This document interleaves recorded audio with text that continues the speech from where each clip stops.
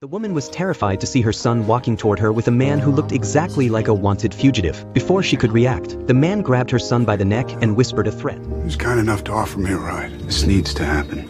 As her eyes darted around, she noticed blood seeping from the man's ear. To protect her son, she chose to go along with whatever the man demanded. On the way home, she remembered the news report about a murderer who had escaped prison. Even when a police car drove by, she didn't dare say a word. But when they got home as the man had asked, Frank didn't attack them. Instead, he collapsed into a chair exhausted. There was a strange calmness and softness in his eyes. He explained to the mother and son that he wasn't a violent man and wouldn't hurt them. He said he only needed a place to stay until nightfall, to protect them from being charged with harboring a fugitive.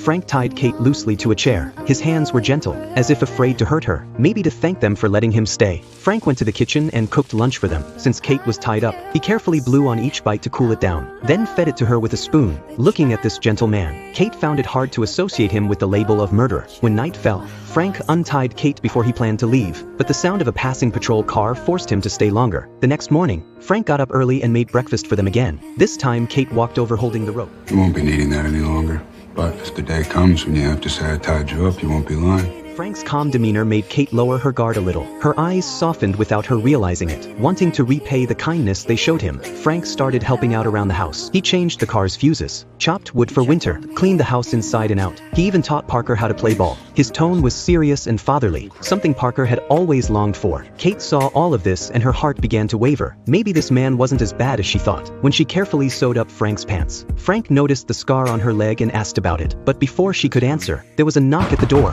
Frank instinctively pulled Kate down and shielded her. I trust you're not going to get nervous and say something.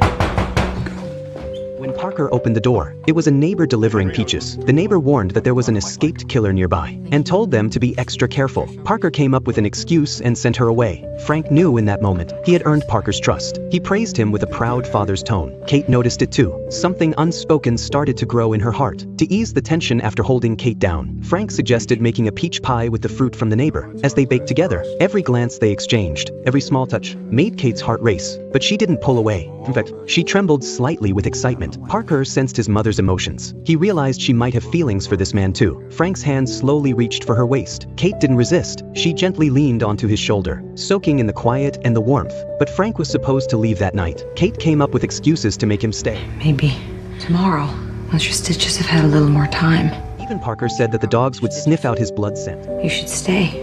Facing such tender pleas, Frank didn't give an answer, but from that moment, he never mentioned leaving again. He fixed the loose stairs, repaired the squeaky door, and like a real father, taught Parker how to change a tire. In their free time, Kate put on a dress and danced with Frank. Time seemed to freeze in that perfect moment, watching the happiness on their faces.